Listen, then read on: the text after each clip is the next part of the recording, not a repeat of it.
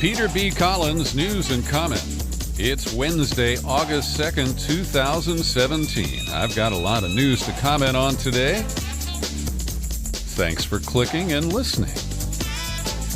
My lead story today is kind of a footnote in most of the corporate media. Yesterday, the United States Senate confirmed the new director of the FBI for a 10-year term, unless Trump fires him, by a vote of 92-5. And once again, not only was Bob Mueller canonized in this manner, but so was Jim Comey. And what we have is a pattern where the Senate does not exercise its critical constitutional role to advise and consent. And Chris Wray was a lawyer for Chris Christie. He helped him keep the lid on the Bridgegate scandal, and Chris Christie did not get indicted. I didn't hear any questions senators asked to Mr. Wray in the confirmation hearing, which was quick, and they basically just wanted to establish that he hadn't pledged any loyalty to Donald Trump. And I'm sorry if you get tired of me saying this stuff repeatedly, but this is the only opportunity for the Senate to grill an FBI director before he takes the job and get him on the record about the Patriot Act, about the national security letters, about the 15,000 paid informants who are framing on a frequent basis Islamic Americans for alleged domestic terrorism crimes. None of this was aired out. And there are many other issues about the management of the FBI, about the creeping police state, about the FBI's interaction with the Joint Terrorism Task Forces, and the way we have vertically integrated law enforcement in this country. But none of that was discussed, and this guy has been confirmed, and now we're stuck with him. And with a 92-5 vote, that means there are only 5 senators who can say, you know, I wasn't quite sure about that guy.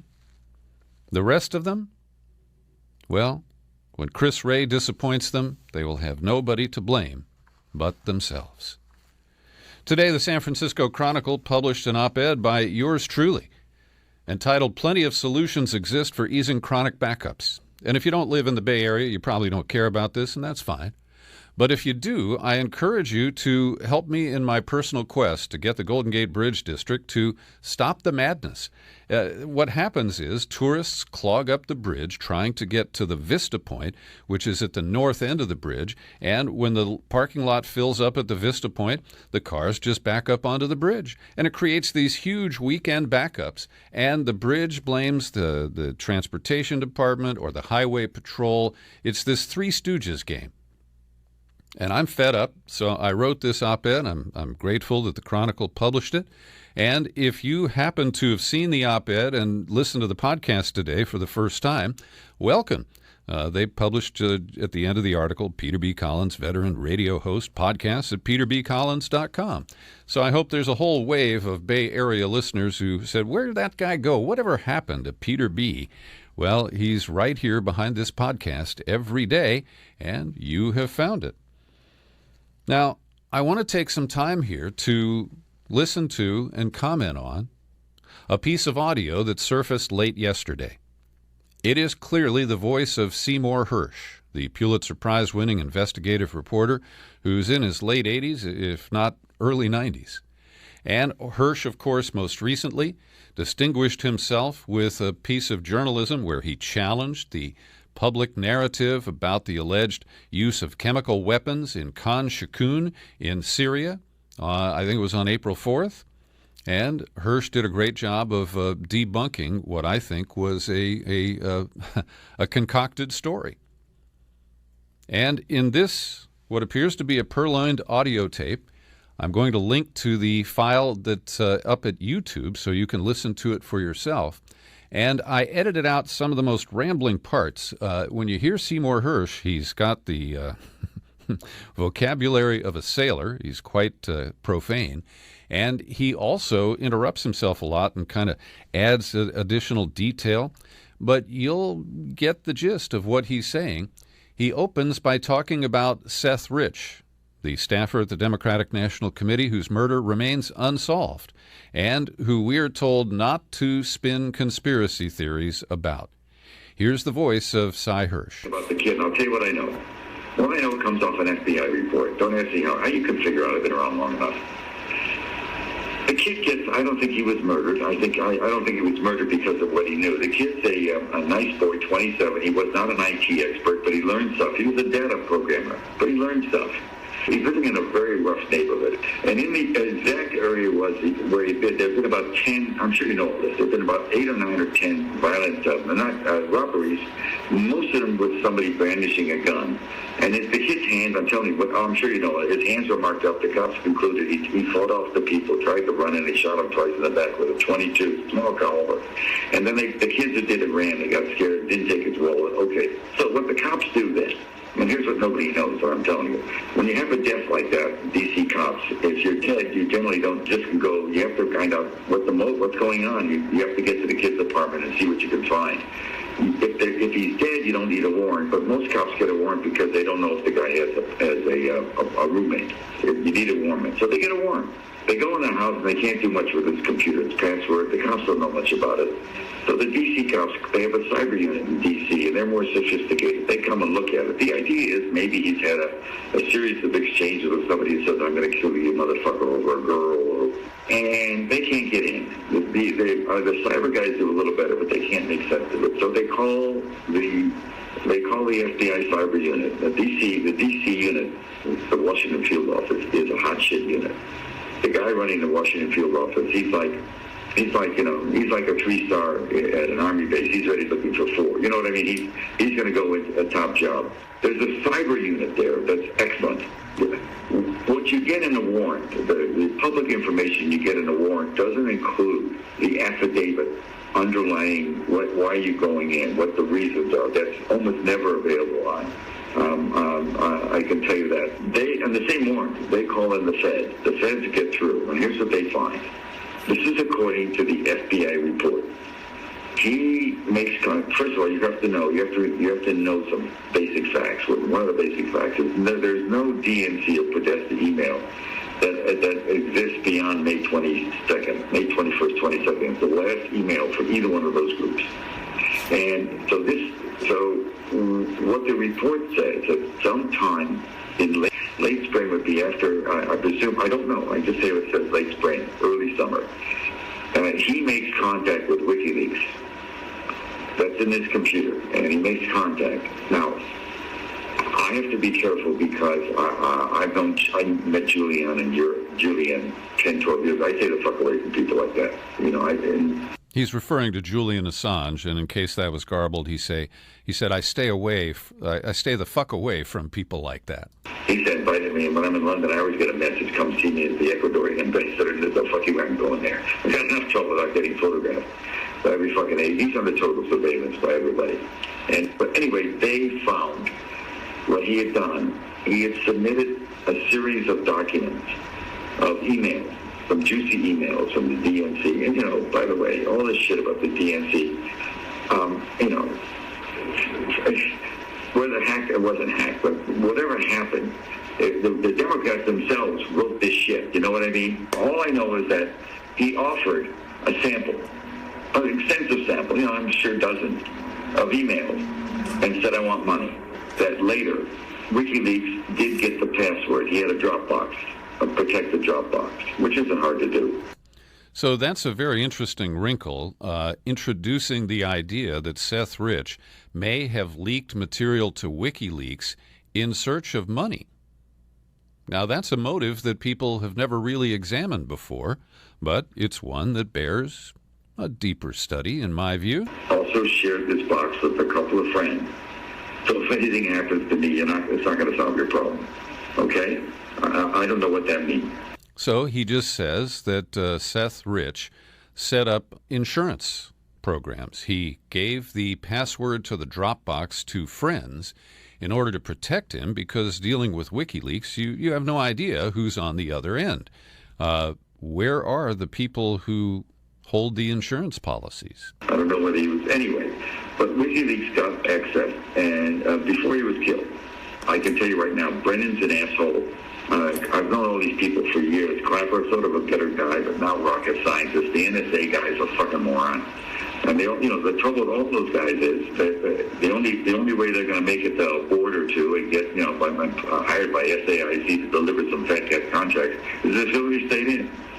With Trump, they're gone. They're done. They're going to live on their pension. They're not going to make it. I have somebody on the inside. I've been around a long time and I write a lot of stuff. I have somebody on the inside who will go and read a file for me. This person is unbelievably accurate and careful. He's a very high-level guy. He'll do a favor. You're just going to have to trust me. I have what they call it in my business, long-form journalism. I have a narrative of how that whole fucking thing began. It's a Brennan operation. It was an American disinformation. And the fucking president, at one point when they even started telling the press, they were back-briefing the press. The head of the NSA was going and telling the press, this fucking cocksucker Rogers, was telling the press that we even know who in the GRU, the Russian Military Intelligence Service, leaked it. I mean, all bullshit. They were telling these I worked at the New York Times for fucking years, and some of the fucking New York Times that they have smart guys, but they're totally beholden on sources. If the president or the head of the CIA tells them something, they actually believe it. I was hired at the Times to go after the war, in the Vietnam War in '72, because they were just locked in. So that's what the Times is. These guys run the fucking Times. And Trump's not wrong. I mean, I wish he would calm down and had a better press secretary. They don't have to be so. Trump's not wrong to think they all fucking lied about it. Trump is not wrong to think they all fucking lied about this. Now, that's definitely the voice of Seymour Hersh. There is no doubt about that. I'm not sure why this audio recording has been leaked or made available. I'm not sure which. And I would hope that Seymour Hersh is working on an article or a book based on what he described as his narrative of these events. Now, the language we heard was Scaramucci quality, wasn't it? I mean, I've interviewed Hersh once before, and he does ramble, but he kept it clean when he talked to me. It's fascinating to hear this line of reasoning. And let me be really fair. The critical comment came from Cy Hersh toward the end there. He said, "You have to trust me." And that's what this boils down to. I'm not offering this as evidence. I'm saying that this is an analysis. This is a point of view. This is a possible scenario of what occurred, or pieces of a possible scenario. And I think it bears consideration. I think that Seymour Hersh has the credibility to earn our trust, where the Trump-Russia narrative advanced by the New York Times, Washington Post, Democratic leaders embraced by MSNBC and Rachel Maddow, well, it's a trust me narrative as well. And I find the lack of evidence being offered and the way that this has been manipulated, it drives my skepticism. And my bias is in favor of something along the lines of what Seymour Hersh is suggesting. Now, more recently, we've learned about Imran Awan, who was working for Debbie Wasserman Schultz as an IT consultant. And I believe we need a full investigation there to see what, if any, connections he had to the efforts to keep Bernie Sanders from winning the Democratic nomination last year, the rigging of the primaries. What did Imran Awan know about the leaks at the DNC and the efforts to plug them? What did he know about the generation, possibly fabrication, of this whole blame Russia narrative? And the idea that Seth Rich might leak in exchange for money. Again, this is not something that has been suggested, at least to my knowledge, by anybody, a financial motivation for these leaks. So I'm sorry if this creates more questions than answers. It does. But as you know, I am willing to believe the official narrative when the evidence is presented and when the leakers come out and identify themselves. And if that's the case, I will, right here behind this microphone, tell you that I have changed my tune. But I'm presenting for your consideration a great piece published yesterday by Mike Whitney at Counterpunch. Headline is a question: did Hillary scapegoat Russia to save her campaign? And based on the work of the Veterans Intelligence Professionals for Sanity, quotes from Ray McGovern's recent interviews, Whitney makes the case that this is an entire fabrication and that it was intended to divert attention from the content of the leaks, which included the evidence of rigging the primaries against Bernie Sanders. And in my view, I've said this before, there was money laundering going on with the treasurer of Hillary's campaign able to maneuver funds that were raised that were supposed to go into state party accounts, supposed to go into local congressional campaigns, that instead were misappropriated and used to benefit Hillary. And, of course, the DNC was not permitted to favor one candidate over another, or at least it shouldn't, until after the primaries were over. And I think that the financial maneuvering is something that will eventually surface and will be a significant aspect of all this. But Mike Whitney points out that the FBI still has not gained access to the computers at the DNC. And he says, hey, you know, these computers are Exhibit A in the trial of the century. They should be under lock and key at FBI headquarters. He also notes that the FBI has never made an attempt to interview Craig Murray, Julian Assange's associate, who has flatly said that he was a recipient of some of this leaked information. He received it in person in Washington, D.C. And Murray, who's a former British ambassador to a former Soviet republic, I find credible, and at minimum, his information should be collected and shared. But this is what fuels my skepticism about these issues, and I hope that you'll continue to keep your mind open and to ask the critical questions as we continue to be buffeted by this incredible narrative. Brad Friedman of Bradblog reports on the DEF CON convention that was held in Las Vegas last week, and they brought in a sample machine of every electronic voting system that is used in the United States, the touchscreen voting machines, so-called DREs, the electronic optical scanners, and other equipment that is used to tabulate the votes. And within hours, every single system was hacked. And another article that I found online at a place called The Register, it took DEF CON hackers minutes to own these U.S. voting machines, and they explain machine by machine. Let me just take you for one example here. From Diebold to Sequoia to WinVote equipment, the equipment was bought on eBay or from government auctions, and they brought this stuff and turned the hackers loose on it. Here is a WinVote machine. It took 1 minute and 40 seconds for Karsten Sherman to get remote access to a particular machine. So this really, in a cartoon way, shows the vulnerabilities of our election system. And certainly Russia could have hacked. I believe Russia may have hacked, but I never have been persuaded that Russia hacked and grabbed the data from the DNC and fed that to WikiLeaks. And it's inconclusive, the efforts by alleged Russian hackers to enter registrars of voters and other voting facilities here in the United States. And we've heard a wide array of reports about that, none of which I find particularly accurate. And I want to note that our friend and colleague, activist Ray Lutz in San Diego, he's been campaigning to decommission the San Onofre nuclear power plant and to keep the spent fuel from being kept on the site there. And in his spare time, Ray has filed a lawsuit as the founder of Citizens Oversight Project to gain access to all of the ballots from the Democratic primary in 2016 in San Diego County. Lutz says he suspects that Bernie Sanders received more votes than Hillary Clinton and should have won the Democratic presidential primary. So to check, he wants to access the county's reams of ballots. And the county says state law seals the ballots and they can't be released to Lutz or other members of the public. Well, I hope Ray wins that legal battle.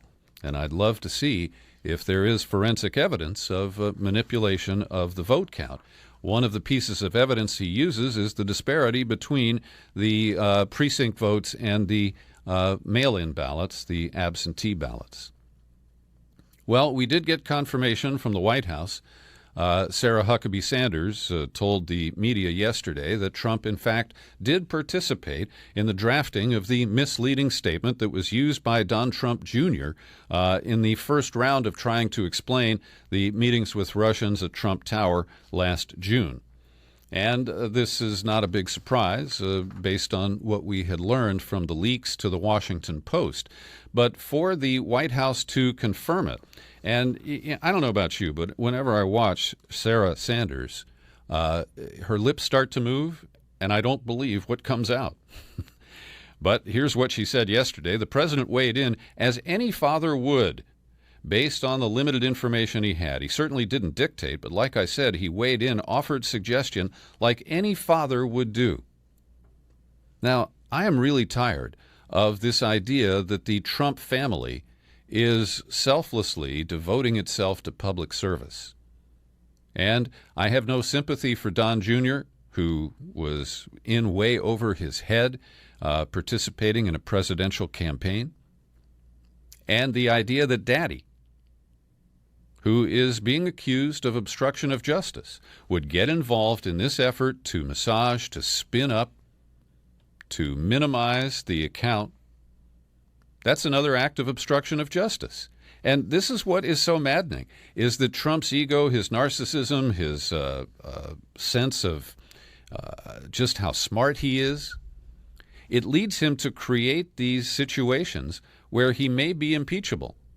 And this produces this grotesque possibility that Trump could end up being removed for office for obstructing justice in the investigation into non-existent Russian efforts to manipulate our election. I mean, this is just a very complex spy novel that is unraveling before us. And all of this has led Trump to sign the sanctions bill, which is aimed at North Korea, Iran, but primarily Russia. And it has unprecedented language. He left a signing statement that there are a number of clearly unconstitutional provisions. I'm not sure I would go that far, but I think it's inadvisable to have a sanctions bill here that ties the president's hand and requires him to come back to Congress to reduce or eliminate the sanctions. And I also think that the basis for these sanctions is the unproven claims, the hysterical claims driven by the Democrats who looked for an excuse for Hillary's loss, looked for an excuse to distract people from the content of those emails last summer, which surfaced so inconveniently right before the Democratic convention. And Trump sucked it up. He said, "I'm signing this bill for the sake of national unity. It represents the will of the American people to see Russia take steps to improve relations with the United States." You don't impose sanctions on a country you're hoping to improve relations with. It's just crazy. And the sanctions are really pissing off the Germans. Their economic minister on Monday, her name is Brigitte Zypries, told a newspaper, "We consider this as being against international law, plain and simple. We don't want a trade war, but it's important that the European Commission now looks into countermeasures. The Americans cannot punish German companies because they operate economically in another country. At issue here is Russia's Nord Stream 2 pipeline that will deliver natural gas to a distribution hub in Germany." And this is inference on my part, but it appears the Germans see this as a sanction law that would actually benefit American exports of natural gas. Because the prospect is that we could supply gas to this hub in Germany instead of the Russians. Now, there's much more I would need to know before I would take that and run with it, but it is an interesting perspective, and I think it's worth noting. Every day I like to pause for a second and thank the people who support my work here at the Peter B. Collins Podcast with your subscriptions. People like Cynthia Von Hendricks, Abby McMillan, Paul Tomaselli, and Lauren Howard. Lauren just renewed her annual subscription. I think this is the 4th or 5th year, Lauren. Thank you for your loyal support to the podcast. It means a lot to me. And I invite you, if you're not a subscriber, become one. You can fix it in less than 3 minutes. You go to peterbcollins.com, find the menu tab, you click on that, then click on Become a Subscriber. It moves you to the sign-up page, and that's where you can make choices that fit your budget. Well, Rexon Tillerson crawled back from Texas to let us know that he is still playing the Secretary of State. He gave an interesting press briefing where he walked back from America's promotion of democracy around the world. And on the one hand, I would like to deplore that because we should be promoting democracy. But our alleged efforts to promote democracy have been compromised, have been really wholesale changed to promote our version of democracy, which often is really driven by American imperial interests. And I think Ukraine is the best recent example of this. So I'm waffling on this, and I'm admitting it, because I wish that we had a true dedication to the promotion of freedom and democracy. But these are terms that are Orwellianly used, and I know that's not a word, to really twist the meaning of freedom and democracy to promote America's imperialist interests. So beyond that, Rexon Tillerson also said in remarks that I think were coordinated by the White House, he basically is threatening a trade war with China if China will not put pressure on North Korea to stop its nuclear and its ICBM tests. And I think that this is a real boneheaded move. This is driven by Trump's incorrect belief that China can force North Korea to fall in line. And China doesn't want to do that for various regional reasons, and I don't believe that the North Koreans would really respond anyway. But this draws quotes to the Guardian newspaper from Orville Schell, a man I know. He used to be dean of the UC Berkeley School of Journalism. He is a China expert. He's written several books about it. He now runs the Asia Society in New York. He said that Tillerson's comments were a polite way of saying that we are increasingly estranged. There are now a number of signals that suggest we may be ineluctably on diverging paths. And after the article introduces similar comments to Tillerson's by Wilbur Ross, who is the Commerce Secretary, he used a column in the Wall Street Journal to threaten China, saying we'll use every available tool to counter the protectionism of those who pledge allegiance to free trade while violating its core principles. Then they returned to Orville Schell, saying numerous issues on which Trump had hoped to see friendly resolution, including North Korea, were now festering into a state of increased antagonism between the U.S. and China. If they could have found some convergence, I think Xi would have walked away with the South China Sea, the bases they've built in the so-called Spratly Islands. There wouldn't have been any trade war. There would be no comment on Hong Kong or Taiwan. But he missed that one, and now we see Trump starting to turn on him. I think that we're at more than a tipping point. We are at a turning point. If you don't see evidence that engagement is working, then you have to say, okay, then what? Are we back in the Cold War? Where are we? Asks Orville Schell. Well, in terms of Afghanistan, we can kiss off another $500 million, to be precise, $457 million. That's how much we squandered on Pentagon-funded programs to develop the intelligence capacity of the Afghan Defense and Security Forces. And the Inspector General has just concluded that this has been a total waste. And only 47% of the intelligence sites that the U.S. established are ready to transfer to the Afghan government. And we know that the rampant corruption there probably put most of that $457 million into the pockets of people like former President Hamid Karzai and his cronies and his brothers, who are his cronies. Bernie Sanders is ramping up. He's got some ads that are running, paid for by his campaign and replenished by supporters who kicked in $65,000 to a crowdfunding effort yesterday. He is announcing a plan for Medicare for all, single payer. And I'm really distressed because the Guardian newspaper from London, which often has good coverage of American issues, the editors chose to insert some really inaccurate language into this article. It reads, Sanders is ready to introduce his own solution, government-run universal health care for all Americans. A couple of graphs down, Sanders has been a longtime advocate of the single-payer system, government-run universal health care. And the plan was at the heart of the left-wing populist agenda that fueled his unexpected rise during the primaries last year. Now, single-payer is not government-run universal health care. It is government-run health insurance.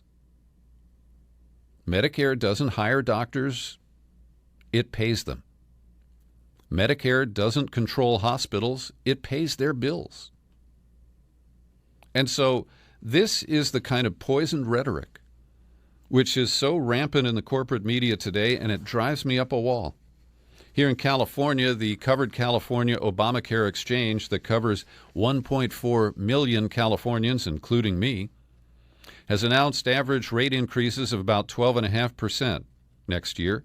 For whatever reason, the county I live in is only 7.5%. But there is a 3% potential surcharge because of the uncertainty in Washington. And as Trump tries to kill Obamacare, they may have to increase rates because of the instability of the markets. This is infuriating because he is intentionally interfering in my ability to get health care, decent health care at a price that I can afford. And members of the Republican Party in Congress are abandoning Trump's call to continue to try to kill Obamacare. Lamar Alexander, the senator from Tennessee, says that in early September, he will work on legislation to stabilize and strengthen the individual health insurance market. That's what I'm a part of. And lawmakers from both parties concede that the health law needs improvement. It's a matter of what improvements they can agree upon. And that, of course, will be the rub.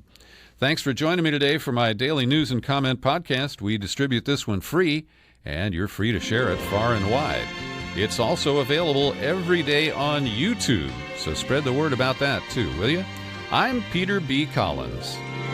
Happy trails to you until we meet again.